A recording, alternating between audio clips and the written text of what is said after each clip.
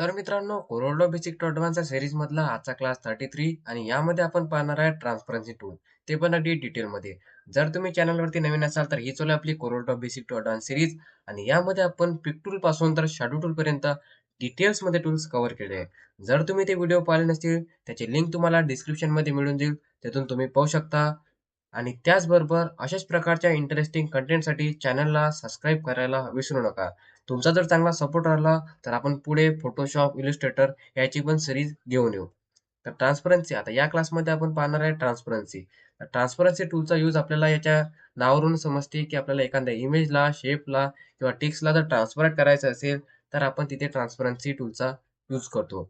आणि त्याचबरोबर जेव्हा तुम्ही बॅनर वगैरे डिझाइन करता आणि त्यामध्ये तुम्हाला लाईटला ब्लेंड करायचं असेल, म्हणजे आपण काय करतो एखादा डिझाइन करतो बॅनर आणि तेव्हा तेव्हा त्यामध्ये आपण काय करतो लाईट यूज करतो आणि त्या लाईटला आपल्याला जर ब्लेंड करायचं असेल, तर आपण ट्रान्सपरन्सी टूलचाच यूज करतो. तर याला पाहू. तर आपण काय करू अगोदर शेपवरती पाहू, मग टेक्स्टवरती पाहू आणि इमेजेसवरती पाहू. आता काय करेल मी तुम्हाला वन टाईम शेपवरती, टेक्स्टवरती आणि इमेजेसवरती या तिघांवरती सांगेल आणि त्यानंतर फक्त तुम्हाला मी एकावरती सांगेल, की कशाप्रकारे आपण याचा यूज करतो. बाकी तुम्हाला टेक्स्टवरती आणि इमेजेसवरती स्वतः ट्राय करायचं आहे. कारण यावरती ट्रान्सपरन्सी टूलवरती जेव्हा तुम्ही क्लिक करता, तर तुम्हाला ट्रान्सपरन्सीचे भरपूर काही ऑप्शन पाहायला मिळतील. तर आपण काय करू, यामधलं जे पहिलं ऑप्शन आहे आजच्या क्लासमध्ये फक्त युनिफॉर्म ट्रान्सपरन्सी पाहू. कारण यालाच आपल्याला डिटेलमध्ये कव्हर करायचं आहे आजच्या क्लासमध्ये. तर आता काय करू, आपण एक शेप घेऊ आणि अशा प्रकारे मी शेप ड्रॉ केला. शेप ड्रॉ केल्यानंतर आपण काय करू, एक कलर फिल करू. कलर फिल केल्यानंतर ट्रान्सपरन्सी टूलवरती जेव्हा मी क्लिक करतो आणि डायरेक्ट ड्रॅग करतो, न कोणती प्रॉपर्टी टूलमध्ये आपण कोणतंच ऑप्शन इथे सिलेक्ट केलेलं नाही, फक्त काय केलं ड्रॅग केलं. जेव्हा तुम्ही ड्रॅग करता तुम्हाला अशा प्रकारे ट्रान्सपरन्सी त्यावरती अप्लाय झालेली दिसते. जेव्हा तुम्ही अशा प्रकारे डायरेक्ट ड्रॅग करून ट्रान्सपरन्सी अप्लाय करता, तेव्हा तुम्हाला प्रॉपर्टी टूलमधील ऑटोमॅटिकली इथे फाउंटेन ट्रान्सपरन्सी जे ऑप्शन आहे ते सिलेक्टेड झालेले दिसेल. म्हणजे जी आपण ट्रान्सपरन्सी अप्लाय केलेली आहे, ती फाउंटेन ट्रान्सपरन्सी अप्लाय केलेली आहे. तर त्यानंतर आपण अशा प्रकारे त्याची व्हॅल्यू म्हणजे जी लेव्हल आहे ट्रान्सपरन्सी लेव्हल ॲडजस्ट करू शकतो आणि या पॉइंटच्या थ्रू आपण अशा प्रकारे कोणत्याही डायरेक्शनने ती ट्रान्सपरन्सी आपण अप्लाय करू शकतो. आणि त्यानंतर या ट्रान्सपरन्सीचा तुम्हाला जर कलर चेंज करायचा असेल, आता इथे इथे ब्लॅक दिलेला आहे. आता काय करतो मी अशा प्रकारे या कलरवरती होल्ड करतो आणि इथे येऊन अशा प्रकारे सोडून देतो. तर काही वेळेला अशा प्रकारे त्या कलरची आपल्याला ट्रान्सपरन्सी यावरती पाहायला मिळते. त्याचबरोबर यावरती तुम्हाला आणखी पण ट्रान्सपरन्सी वेगळ्या कलरची ॲड करायची असेल, तर काय करेल या लाईनवरती डबल क्लिक करायचं. अशा प्रकारे एक बॉक्स येईल. यामध्ये पण आपण अशा प्रकारे एक कलर ड्रॅग करून तशा प्रकारे आपण यावरती ट्रान्सपरन्सी अप्लाय करू शकतो. आता हे झालं फाउंटेन ट्रान्सपरन्सी, जे की आपल्याला पुढच्या क्लासमध्ये पाहायचं आहे आणि या क्लासमध्ये आपण युनिफॉर्म ट्रान्सपरन्सी पाहणार आहे. म्हणून आपण त्याला जे तुम्हाला सांगितलेलं आहे मी पुढच्या क्लासमध्ये डिटेलमध्ये सांगणार आहे. तर अशा प्रकारे आपण हे तुम्हाला मी बेसिक सांगितलं, की ट्रान्सपरन्सी टूलचा यूज आपण डायरेक्ट कसा करू शकतो. अशा प्रकारे आपण टेक्स्टवरती पण यूज करू शकतो. मी काय केलं कंट्रोल डी करून याचा डुप्लिकेट केला आणि अशा प्रकारे एक टेक्स्ट घेतला.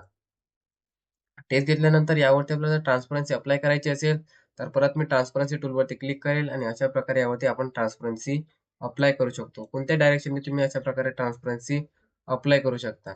त्याचबरोबर मी याला डिलीट केलं आणि त्यानंतर तुम्हाला जर इमेजेसवरती कोणत्याही इमेजेसवरती जर तुम्हाला ट्रान्सपरन्सी अप्लाय करायची असेल, तर आपण काय केलं अशा प्रकारे एक शेप म्हणजे इमेज घेतला आणि त्यानंतर ट्रान्सपरन्सी टूलवरती क्लिक केलं, तर अशा प्रकारे आपल्याला त्यावरती ट्रान्सपरन्सी अप्लाय करता येते. आता बॅनरमध्ये आपल्याला ऑलमोस्ट फोटोवरती ट्रान्सपरन्सी कशी अप्लाय करायची, हे आपण पुढच्या क्लासमध्ये फाउंटेन फिलमध्ये पाहणार आहे आणि पुढचा क्लास खूपच इंटरेस्टिंग होणार आहे. कारण बॅनर डिझायनिंगमध्ये जेव्हा आपण एखाद्या फोटोला ट्रान्सपरन्सी अप्लाय करतो, तेव्हा फाउंटेन फिलचा जास्त यूज केला जातो. म्हणून हा पण क्लास इम्पोर्टंट आहे. हा पण पहा आणि पुढचा क्लास पाहायला विसरू नका. आणि चॅनलला सबस्क्राईब करायला तर विसरूच नका. तर अशा प्रकारे आपण या तिन्हीवरती ट्रान्सपरन्सी अप्लाय केली आहे. तर आता काय करू फक्त आपण एक शेपवरती आपण बाकीचे जे प्रॉपर्टी टूलवरमधील ऑप्शन आहे ते पाहू. तर परत मी एक शेप घेतला आणि अशा प्रकारे ड्रॉ केला. ड्रॉ केल्यानंतर आपण काय करू यामध्ये कोणताही कलर फिल करू आणि याची जी आउटलाईन ब्रीथ आहे इथून आपण 20 px करू. आणि आउटलाईनचा कलर माऊसला राईट क्लिक करून कलरवरती यायचं, माऊसला राईट क्लिक करायचं. अशा प्रकारे आपण कोणत्याही कलर त्या आउटलाईनला फिल करू शकतो. त्यानंतर आता ट्रान्सपरन्सी टूलवरती क्लिक केल्यानंतर मी काय केलं, अशा प्रकारे सिम्पली ड्रॅग केला. तर काय होईल ती कोणती ट्रान्सपरन्सी म्हणजे जे फाउंटेन ट्रान्सपरन्सी अप्लाय होईल. आता मला काय करायचं आहे ट्रान्सपरन्सी क्लिअर करायचं आहे. म्हणजे ही ट्रान्सपरन्सी मला पाहिजे नसेल, तर काय करेल जे पहिलं ऑप्शन दिसते प्रॉपर्टी टूलरमध्ये त्यावरती क्लिक करायचं आहे. तुमचा जो ऑब्जेक्ट आहे तो नॉर्मलमध्ये येऊन जाईल, म्हणजे ओरिजिनल शेपमध्ये येऊन जाईल. त्यानंतर आता काय करायचं आहे आपल्याला युनिफॉर्म ट्रान्सपरन्सी अप्लाय करायची आहे. जेव्हा तुम्ही युनिफॉर्म ट्रान्सपरन्सीवरती क्लिक करता, तर काय होईल पूर्ण जो शेप आहे त्यावरती तुम्हाला अशा प्रकारे ट्रान्सपरन्सी अप्लाय झालेली दिसेल. आता हे शेपवरच आहे. तुम्ही जर टेक्स्ट घेतलं त्यावरती पण तुम्हाला पूर्ण टेक्स्टवरती ट्रान्सपरन्सी अप्लाय झालेली दिसेल. इमेजवरती पण सेम. तर अशा प्रकारे आपल्याला पूर्ण हे शेप आहे त्यावरती ट्रान्सपरन्सी अप्लाय झालेली दिसते. आता हे पूर्ण शेपवरतीच का झालेली आहे? तर एक प्रॉपर्टी लोडमध्ये काही ऑप्शन आहे, जे की आपल्याला पाहायचे आहे. अशा प्रकारे पूर्ण शेपवरती झाली. तर आता काय करायचं आहे आणि युनिफॉर्म ट्रान्सपरन्सीचा यूज आपल्याला जेव्हा पेजवरती वॉटरमार्क द्यायचं असेल किंवा डिझाइन म्हणजे डिझाइनमध्ये कसा यूज करायचा मी तुम्हाला हे समोर सांगतो. तर अशा प्रकारे आपण हे ट्रान्सपरन्सी अप्लाय केली. आता काय करायचं आपल्याला काही ऑप्शन दिलेले आहेत. तर हे पहा. सर्वात पहिलं ऑप्शन दिसतं आपल्याला इथे काही मर्ज मोड. आता या ऑप्शनचा यूज मी तुम्हाला सांगितलं होतं. जेव्हा आपण बॅनर डिझाइन करतो त्यामध्ये आपल्याला लाईटला ब्लेंड करायचं असेल, तेव्हा आपण या प्रकारचे हे ऑप्शन आपण यूज करत असतो. आणि हे पण आपण पूर्ण एका क्लासमध्ये कव्हर करणार आहे आणि ते पण ट्रान्सपरन्सी टूलचा जेव्हा आपण शेवटचा क्लास राहील त्यामध्ये आपण हे पूर्ण डिटेलमध्ये पाहू. त्यानंतर ऑप्शन दिसते आपल्याला इथे ट्रान्सपरन्सी. आता ट्रान्सपरन्सीचा यूज या ऑप्शनचा यूज करून तुम्ही अशा प्रकारे ट्रान्सपरन्सी त्यावरती वाढवू शकता आणि कमी करू शकता. जेव्हा तुम्ही इथून ट्रान्सपरन्सी वाढवता, त्याचबरोबर इथे तुम्हाला हे डायरेक्टली ट्रान्सपरन्सी अप्लाय झालेली दिसेल. आता काय केलं मी इथे 45 आहे किंवा आपण काय करू ऑप्शनवरती येऊ आणि यावरती पूर्ण ट्रान्सपरन्सी मला जर रिमूव्ह करायची असेल, मी ऑप्शनवरती क्लिक केलं, तर तुम्हाला दिसते इथे 5 झालेलं आहे. म्हणजे यावरती पूर्ण ट्रान्सपरन्सी ऑलमोस्ट कमीच झालेली आहे. त्याचबरोबर काय केलं यावरती ट्रान्सपरन्सी इथून मी अशा प्रकारे ट्रान्सपरन्सी अप्लाय केली, तर काय होईल अशा प्रकारे त्यावरती 80% ट्रान्सपरन्सी अप्लाय झालेली आहे. आता जेव्हा तुम्ही हे ओपन करता तुम्हाला यावरून समजून जाते. आता यामध्ये पूर्ण ब्लॅक कलर दिला आहे. ब्लॅक कलर दिलेला आहे म्हणजे त्यावरती ट्रान्सपरन्सी अप्लाय झालेली नाही, थोडीशी झाली. त्यानंतर जसं-जसं इकडे आपण खाली-खाली जातो तेव्हा त्यावरती ट्रान्सपरन्सी म्हणजे व्हाईट होत जाते. म्हणजे इथे ब्लॅक मग कमी होत इथे तुम्हाला ट्रान्सपरन्सी अशा प्रकारे आपण त्यावरती ट्रान्सपरन्सी पाहायला मिळते. हे ऑप्शन तुम्हाला त्याच्या पाहिल्यानंतरच समजून जाईल की याचा कसा यूज करायचा आता. तर अशा प्रकारे आपण ट्रान्सपरंट केला.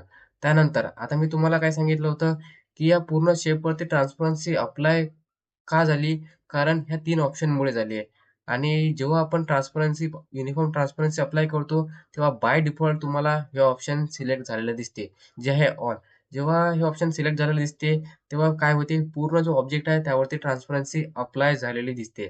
आता मला काय करायचं आहे, फक्त या जो आउटलाईन आहे रेड कलरची, त्यावरती जर फक्त काय करायचं आहे, जी आउटलाईन आहे, ती मला यामध्ये ट्रान्सपरन्सीमध्ये पाहिजे नाही. फक्त मला शेपवरती म्हणजे जो कलर दिलाय त्यावरती जर ट्रान्सपरन्सी अप्लाय करायची असेल, तर मी यावरती क्लिक करेल.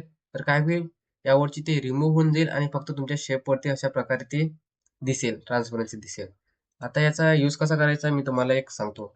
याला काय करू मी एक इमेजेस घेतला आणि थोडी काय करू आपण याची साईज अशा प्रकारे वाढवू. त्यानंतर परत मी एक रेक्टेंगल घेतला आणि ड्रॉ केला. ड्रॉ केल्यानंतर अशा प्रकारे एक कलर फिल केला. परत ट्रान्सपरन्सी टूलवरती क्लिक केलं आणि युनिफॉर्म ट्रान्सपरन्सीवरती क्लिक केलं. आता हे केलं मी ट्रान्सपरन्सी याची 50 दिलेली आहे आणि त्यानंतर हे ऑलवरती दिलं आहे. जेव्हा मी या ऑप्शनवरती क्लिक करतो फिलवरती काय होईल, हे तुम्हाला आउटलाईन आता काय करू थोडी आपण याची जी आउटलाईन आहे, याची थोडी साईज आपण अशा प्रकारे वाढवू. 20 पिक्स केली मी आणि त्यानंतर परत ट्रान्सपरन्सी टूलवरती गेलो आणि ऑलवरती क्लिक केला. तर पूर्ण शेपवरती तुम्हाला ट्रान्सपरन्सी अप्लाय झालेली दिसेल. यावरती क्लिक केल्यानंतर तुम्हाला फक्त या शेपवरती दिसेल, जे की आउटलाईनवरती तुम्हाला दिसणार नाही. आणि त्यानंतर थर्ड ऑप्शन आहे. यावरती जेव्हा तुम्ही क्लिक करता, तेव्हा तुम्हाला या शेपवरती नाही, फक्त या आउटलाईनवरती तुम्हाला ट्रान्सपरन्सी अप्लाय झालेली दिसेल. अशा प्रकारे या 3 ऑप्शनचा आपण यूज करू शकतो. त्यानंतरचा ऑप्शन दिसते आपल्याला इथे फ्रीज ट्रान्सपरन्सी. आता याचा यूज कसा करायचा? मी काय करतो एक इलिप्स ड्रॉ करतो. अशा प्रकारे याच्यावरती ओव्हरलॅप केलं मी आणि अशा प्रकारे कोणताही कलर फिल केला. कलर फिल केल्यानंतर काय केलं ट्रान्सपरन्सी टूलवरती क्लिक केलं, युनिफॉर्म ट्रान्सपरन्सी सिलेक्ट केलं आणि त्यानंतर यावरती क्लिक केलं. क्लिक करून त्यानंतर काय करू आपण याला थोडं साईडनं घेऊ. तर काय होईल याची ट्रान्सपरन्सी ही मिक्सचरने म्हणजे मिक्स होऊन अशा प्रकारे आपल्याला त्यावरती ट्रान्सपरन्सी इथून पाहायला मिळते. अशा प्रकारे आपण फ्रीज ट्रान्सपरन्सीचा यूज करू शकतो. आता परत काही समोरचे ऑप्शन पाहू.